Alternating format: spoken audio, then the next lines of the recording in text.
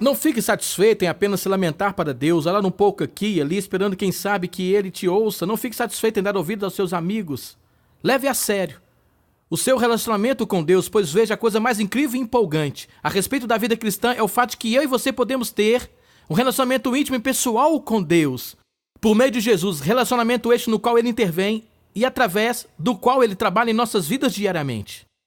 Hoje, no InTouch, a emoção de confiar em Deus. Jesus veio e falou a eles dizendo: Toda potestad me es dada en el cielo y en la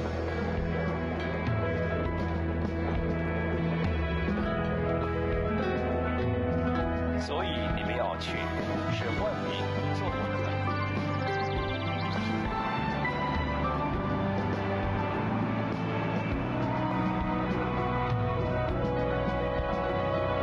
Batizando-os em nome do Pai, do Filho e do Espírito Santo, ensinando-os a guardar tudo o que ordenei, e estarei convosco para sempre, até o fim dos tempos.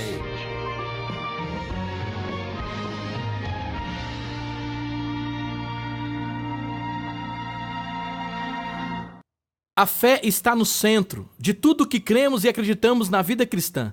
Na verdade, a nossa vida se resume à nossa fé. Pense sobre isso. Temos fé para crer que Deus é o nosso Criador e o soberano deste universo. Cremos que Jesus Cristo, o seu Filho unigênito sem pecado, veio a este mundo como um propósito principal de morrer na cruz, verter o seu sangue, pagar a nossa dívida do pecado por completo e abrir o caminho para que todo aquele que crer, que colocar a sua fé nele, seja salvo. Cremos que se confessarmos nossos pecados a Ele, Ele está aberto e desejoso de nos perdoar. Cremos que a partir do momento que confiamos nele como nosso Salvador, somos salvos para sempre, ou seja, Ele nos dá o dom da vida eterna, segurança eterna. Cremos que o nosso nome está escrito no livro do Cordeiro. Cremos que um dia Jesus Cristo voltará para levar os seus com Ele. Cremos de todo o nosso coração que estarmos ausentes do corpo é estar presente com o Senhor. Vivemos pela fé, morremos em fé, tudo se resume à fé. E mesmo assim, existem muitas pessoas que têm muita dificuldade. E você se lembra, Jesus disse aos seus discípulos em certa ocasião, na verdade, em várias ocasiões, Ele disse a eles: Por que vocês duvidam? Vós, homens de pequena fé, até mesmo eles que andavam com Ele. Muitas vezes duvidavam dele, tinham dúvidas até mesmo após a sua ressurreição. E muitas vezes temos o mesmo problema. Duvidamos dele. As coisas que pedimos e apresentamos em oração, queremos que Deus faça. Muitas vezes oramos para um lado e para o outro, e nada acontece e nos perguntamos por quê. Existe uma razão bem clara e específica por quê. Esta é a vida da fé. E se você pensar, muitas pessoas acham que Deus está lá no alto, bem longe, em algum lugar, longe do universo. A verdade é, essa emoção e sentimento empolgante quanto a ser cristão é justamente isso. É não apenas saber que Deus é o nosso Salvador, nosso Senhor, Mestre, e o Senhor do universo. O mais incrível e maravilhoso é isso. Você e eu podemos ter um relacionamento íntimo e pessoal com Deus por meio do seu Filho Jesus Cristo. Portanto, podemos nos achegar a Ele, o Santo Deus. Podemos nos achegar a Ele e Ele nos ouvirá. Ele responderá à nossa oração. Ele suprirá as nossas necessidades e muito dos desejos do nosso coração. Ele está sempre presente, qualquer que seja a necessidade, qualquer que seja o desejo. Contanto que pensamos a Ele dentro da sua vontade. Ele se alegra em suprir as necessidades e os desejos do nosso coração. Mas para algumas pessoas, elas nunca experimentaram isso. Elas apenas oram aqui e ali esperando que Deus faça alguma coisa. Bom, nessa passagem das Escrituras, ao qual desejo usar nessa mensagem, é uma passagem muito conhecida. Uma que vocês já ouviram várias vezes. Lembre-se que Paulo disse, aquelas coisas que Deus nos deu no Antigo Testamento têm o propósito de nos ensinar alguns princípios, algumas lições que precisamos aprender. Então, eu gostaria que você abrisse a sua Bíblia no Antigo Testamento. Veremos aqui um episódio incrível. É um dos eventos mais empolgantes de todo o Antigo Testamento. Eu gostaria que você abrisse em 1 Samuel. Abra comigo no capítulo 17. E o que está acontecendo aqui é Davi, um pastor de ovelhas. Sabemos que ele era um pastor de ovelhas e o seu pai pediu para ele levar um pouco de comida aos seus irmãos que estavam no campo de batalha e integravam o exército sob a direção de Saul, rei. As Escrituras dizem no versículo de número 20, Davi então se levantou de madrugada pela manhã e deixou as ovelhas com guarda, e carregou-se e partiu como Jessé lhe ordenara. E chegou ao lugar dos carros, quando já o exército saía em ordem de batalha, e a gritos chamavam a peleja. E os israelitas e filisteus se puseram em ordem, fileira contra fileira, e Davi deixou a carga que trouxera na mão do guarda da bagagem, e correu à batalha, e chegando, perguntou aos seus irmãos se estavam bem. Estando ele ainda falando com eles, eis que vinha subindo do exército dos filisteus o homem guerreiro cujo nome era Golias, o filisteu de Gate, e falou conforme aquelas palavras, e Davi as ouviu. Porém todos os homens em Israel, vendo aquele homem, fugiram de diante dele e temiam grandemente. Assim o exército inteiro de Israel estava morrendo de medo. E diziam os homens de Israel: vistes aquele homem que subiu? Pois subiu para afrontar a Israel. Há de ser, pois, que o homem que o feriu, o rei, enriquecerá grandes riquezas e lhe dará a sua filha, e fará livre a casa de seu pai Israel. Agora preste atenção. Então falou Davi aos homens que estavam com ele, dizendo: agora, que farão aquele homem que ferir a este filisteu e tirar a afronta de sobre Israel? Quem é, pois, este incircunciso filisteu para afrontar o exército do Deus vivo? Aqui estão eles, 2 exércitos, e até mesmo Saul, o rei, está com medo. Durante 40 dias este homem os ameaçava. Agora, qual é a questão aqui? A questão aqui é que Golias não é apenas qualquer soldado, mas a Bíblia descreve a forma como ele estava vestido. Ele tem um capacete de bronze, ele vestia uma couraça de escamas feita de bronze, cujo peso equivalia a uns 60 quilos, bronze, para proteger o seu corpo. Ele também carregava consigo uma espada. E assim ele todos os dias saía e afrontava o exército de Israel, caçoando e desafiando o seu Deus. Porque vocês não saem e lutam pelo seu Deus, se o seu Deus for Deus, e portanto, tudo isso está acontecendo quando Davi aparece em cena. E ele ouve todas essas ameaças. E é por isso que ele faz essa pergunta: quem é, pois, este incircunciso filisteu para afrontar o exército do Deus vivo? Então, Davi diz: eu o enfrento. Portanto, de que forma ele se prepara? Bom, ele não sai e começa a treinar, a se exercitar, mas ele desce a um riacho e pega 5 pedras. E ele as coloca dentro da sua bolsa. E então ele volta e tem em suas mãos o seu cajado de pastor. E eu sei disso porque Golias faz um comentário. Ele se aproxima de Golias em um ponto onde ele pode vê-lo. E Golias diz: o que é isso? Sou eu algum cão? E o filisteu amaldiçoou. Ouça, ele amaldiçoou a Davi pelos seus deuses. Quando as pessoas amaldiçoam pelo seu Deus, eu não preciso dizer a você como isso soa e o que elas dizem. Disse mais o filisteu a Davi: vem a mim, e darei a tua carne às aves do céu e às bestas do campo. Portanto, ele tem mais 2,5 metros de altura, armadura completa, igual a um tanque armado. Ele se aproxima falando essas palavras ousadas, ameceadoras, dizendo tudo aquilo que ele vai fazer. Então, o que Davi, um pastor de ovelhas, totalmente desarmado, faz? De que forma ele responde e reage? Isso é o que ele diz. Davi, porém, disse ao filisteu: tu vens a mim com espada, e com lança, e com escudo. Porém, eu venho a ti em nome do Senhor dos Exércitos, o Deus dos Exércitos de Israel, a quem tens afrontado. Você está apoiado em sua armadura. Eu dependo e confio no meu Deus. Então ele diz para ele. E ele diz: hoje mesmo o Senhor te entregará na minha mão, e ferir-te-ei, e tirarei a cabeça e os corpos do arraial dos filisteus, darei hoje mesmo às aves do céu e às feras da terra. E toda a terra saberá que há Deus em Israel. E saberá toda esta congregação que o Senhor salva não com espada, nem com lança, porque do Senhor é a guerra, e ele vos entregará na nossa mão. E então a Bíblia diz: e sucedeu que, levantando-se o filisteu, indo encontrar-se com Davi, então o que aconteceu?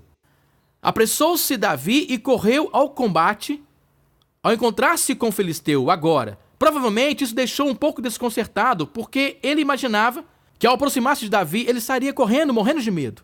Ao invés disso, Davi corre em sua direção. E ao fazer isso, ele chegou a um certo ponto. Agora, lembre-se disso. Ele chegou a um certo ponto. Aqui está este gigante completamente armado. E o seu moço que carregava o seu escudo. E do outro lado está Davi, com o cajado na mão, e ele provavelmente coloca no chão. E então ele pega a sua funda e coloca uma pedra nela. E neste momento, o gigante está do outro lado, provavelmente morrendo de rir por dentro. Ele prepara a sua funda e Golias vem em sua direção. Ele fica parado esperando e analisa exatamente o ponto onde Golias está e atira a pedra.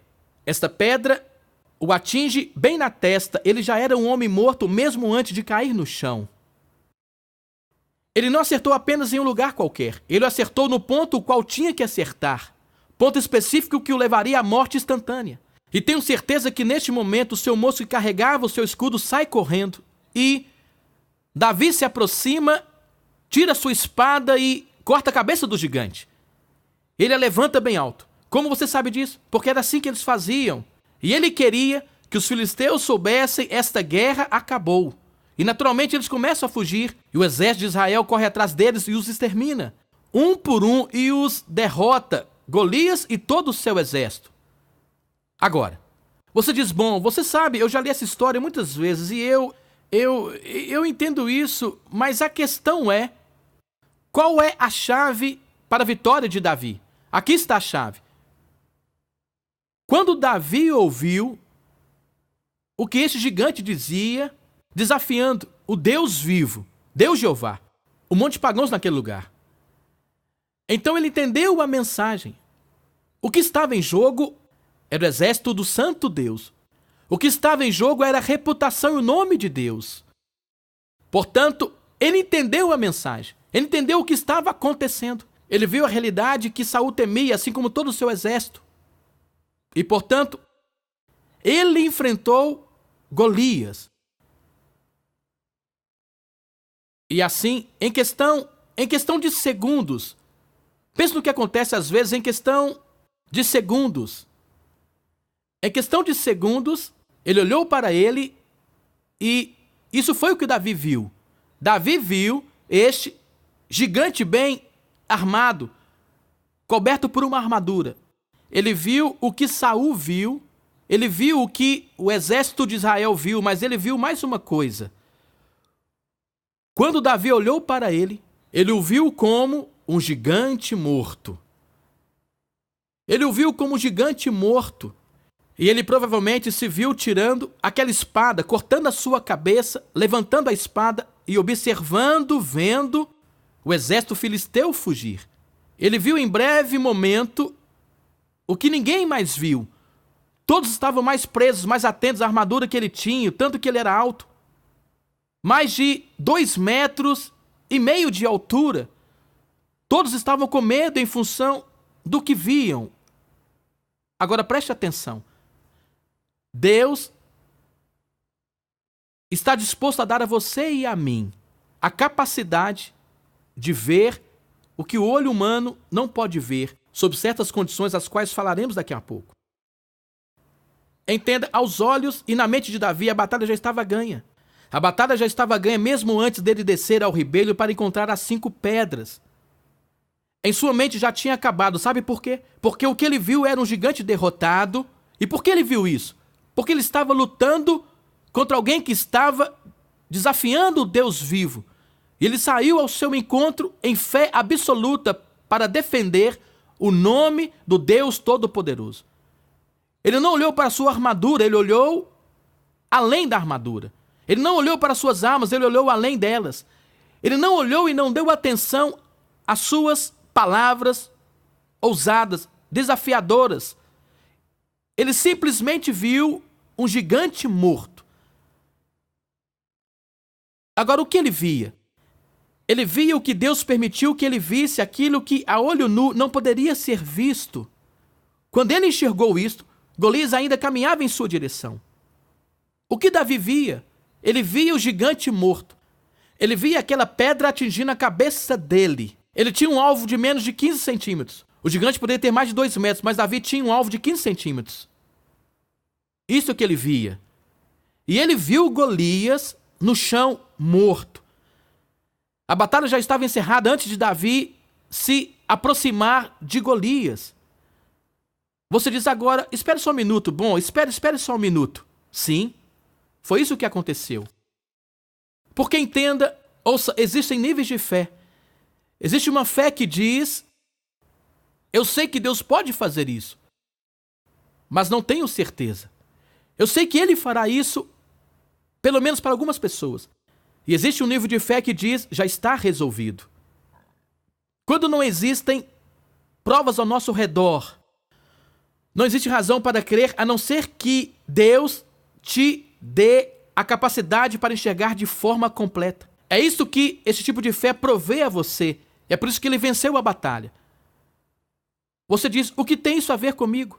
E quando você pensa em como você se sente, e você pensa no que você vê e naquilo que ouviu, o que você aprendeu, e o que acontece é que você se vê lutando para crer.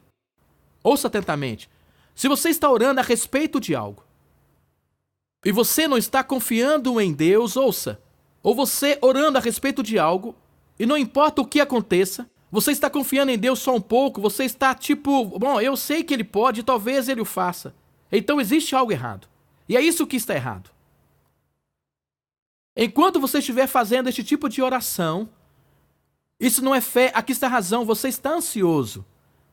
Em outras palavras, diga, eu sei que Ele pode. Ah, eu sei que Ele o fará. Mas você pode ainda ter um pouco de ansiedade. E este pouco de ansiedade diz, preste atenção, você não está confiando em Deus. Ah, sim, mas eu confio em Deus, não 100%. Ouça, se eu peço algo a Ele, eu estou preocupado com isso, eu não estou confiando nele. Será que Deus pode mentir? Não, você diz, mas vamos supor que eu esteja errado a respeito daquilo que eu estou pedindo. Se você está cometendo um erro a respeito do que você está pedindo, Deus te mostrará este erro e te ajudará a consertá-lo. Deus não guarda segredos, ou seja, Ele quer que você saiba a verdade a respeito daquilo que está acontecendo em sua vida e você o busque para saber a sua vontade a respeito de algo, Ele a revelará a você. Bom, eu sei, eu tenho perguntado a Ele, eu acho que sei o que Ele disse. Quero dizer, ouça, Deus poderia escrever isso, escrever com ouro. E algumas pessoas não acreditariam nele. Bom, eu só não sei se eu mereço isso. Então o que acontece? Bom, oramos e oramos, mas não cremos plenamente. Pois ouça, qualquer que seja a minha oração, quando eu confio nele 100%. Isso é o que acontece. Eu paro de pedir para ele e começo a agradecê-lo por isto. Agora, eu ouvi uns améns. Eu paro de pedir e começo a agradecê-lo por isso. Davi viu o resultado final, mesmo antes de pegar as pedras. Na verdade, ele viu o resultado final antes de falar com o rei Saul. Na cabeça dele já era uma situação resolvida. Ele sabia exatamente o que iria acontecer, porque a sua confiança era uma confiança plena, total. Agora preste atenção. Se por alguma razão você está lutando, batalhando a respeito de algo, vez após vez, não consegue entender o que está acontecendo. Em outras palavras, Deus não está te respondendo. Esta é a segunda coisa que quero que você se lembre. Enquanto eu e você não confiarmos plenamente nele, esta é a evidência de que existe algo em nossas vidas que não deveria estar presente. Por quê? Porque eu não consigo confiar plenamente nele. Ouça, se existe pecado em sua vida, você não pode confiar plenamente nele. Sempre haverá uma barreira. E você pode olhar ao seu redor e dizer, bom, isso está certo, isso está certo, isso está certo. Mas eu estou vendo um pouco de amargura, um pouco de falta de perdão, um pouco de desonestidade. Bom, aqui tem um pouco de engano. E você pode prosseguir sondando a sua vida. Ouça, se você quer que Deus maximize a sua vida, a sua paz, em outras palavras, aquilo que Deus pode fazer em sua vida, se resume nisto: será que eu confio plenamente em Deus? Se eu confio nele, eu não preciso me preocupar. E o que acontece? Prosseguimos com a nossa vida. Agora, quando eu penso a respeito disso, eu penso no que é muito importante. Existem algumas coisas que são essenciais e algumas coisas que são necessárias. A primeira coisa é um coração puro e limpo. Você não será capaz de confiar plenamente em Deus sem um coração limpo. Não vai acontecer. Essa é a natureza do pecado. Não vai acontecer. A segunda coisa é uma mente limpa. Porque isso é o que acontece. Quando a sua mente, ouça, quando o seu coração é limpo e não existe pecado, a sua mente fica limpa e clara. Você começa a ver as coisas que você não conseguia enxergar antes. E é incrível que os cristãos suportam. Nós aguentamos um pecadinho aqui, outro pecadinho acolá, e achamos que porque não matamos ninguém, não cometemos adultério, então estamos bem. Não. São essas pequenas coisas que nos destroem. E uma terceira coisa é que a motivação de Davi era pura. Golias ameaçava o exército do Deus vivo. O nome de Jeová estava sendo motivo de chacota. É um Deus pagão contra o único e verdadeiro Deus. E ele disse, ouça, neste dia eu te matarei, cortarei a sua cabeça, para que toda essa assembleia possa ver que existe um Deus em Israel e o seu nome é Deus Jeová. E para que todos os outros possam saber que o Deus de Israel é Deus. A sua motivação estava correta. Portanto, quando eu penso nas coisas que são importantes, você precisa aprender a ouvir a Deus. Quer dizer, se você não sabe como ouvir a Deus, de que forma você vai saber quando ele disser caso encerrado? Portanto, as nossas orações precisam ser feitas com um coração puro e uma mente pura. Devemos dizer, Deus, qual é a tua vontade a respeito dessa questão? Portanto, deixe-me perguntar, quando você ora, vamos dizer que você ora 10 minutos. Quantos desses 10 minutos você passa ouvindo? Nós passamos muito mais tempo falando do que ouvindo. E a segunda coisa que quero dizer, algo que menciono e falo sempre, porque eu creio que é muito importante. Quando foi a última vez que você reverenciou o Deus Santo de uma tal forma a ponto de se ajoelhar diante dele para orar? Porque ele é Deus. Se Jesus entrasse nesse lugar, será que todos nós cairíamos com o rosto no chão e prostraríamos diante dele? Porque ele é o Deus Santo. Ele é o Deus do universo. E nos sentamos aqui, escrevemos e fazemos isso e oramos, esperamos que Deus faça isso. Deus está disposto a fazer coisas maravilhosas. O coração precisa estar puro. A motivação precisa ser pura. Estamos falando do Deus Jeová. Estamos falando do soberano do universo. Você está apresentando o seu pedido a este Deus, que ama de maneira incondicional. Será que ele não tem o direito de exigir um coração puro, uma mente pura, uma motivação pura e demais coisas? Então, quando Davi o enfrenta, o seu foco está somente em Deus. Agora, preste atenção. O mundo, às vezes, pega as palavras que usamos e as distorce. Então, quando nós as usamos, as pessoas dizem, você está usando palavras mundanas. Não, não estou. Ouça, se você pensar sobre isso, quando você pensa no objetivo daquilo que você está pedindo a Deus, e você já o enxergou como algo feito, Deus te capacitou neste momento a visualizar e enxergar com seu coração, mente e alma, com algo já feito. Você diz, mas agora Deus pode agir na minha vida dessa maneira? Sim. Deus não é preconceituoso. Ele não, ouça, Deus não tem filhos favoritos, mas sim os mais íntimos. Aqueles que estão dispostos a andar em sua vontade, andar em seus caminhos. E quer dizer isso novamente, isso que acontece. Quando você tem esta fé, quando você confia nele plenamente, é uma confiança plena. Ele te dá neste momento um vislumbre do produto pronto e você sabe que já é algo feito e pronto porque Deus o fez assim. Então o que devemos fazer? Devemos andar, ouça, devemos andar à luz do produto pronto. Mas o seu coração precisa estar puro, a sua motivação correta. Você precisa se render a ele, você precisa estar disposto a esperar nele. Deus, da forma que o Senhor quiser fazer, eu creio que esta é a tua vontade, eu estou confiando em ti. Agora ouça, será que ele fará isso por você? Sim. Sim, ele o fará. Ouça, se você sabe que está pedindo a Deus algo que você sabe que é da vontade dele, então você pode dizer, Deus, dê a minha capacidade, Senhor, para confiar plenamente em ti. Se ele o fará, sim. Isso transformará a sua oração. Não fique satisfeito em apenas se lamentar para Deus, orar um pouco aqui e ali, esperando quem sabe que ele não te ouça. Não fique satisfeito em dar ouvido aos seus amigos. Leve a sério o seu relacionamento com Deus, pois veja, a coisa mais incrível e empolgante a respeito da vida cristã é o fato de que eu e você podemos ter um relacionamento íntimo pessoal com Deus Por meio de Jesus, relacionamento este no qual ele intervém e através do qual ele trabalha em nossas vidas diariamente.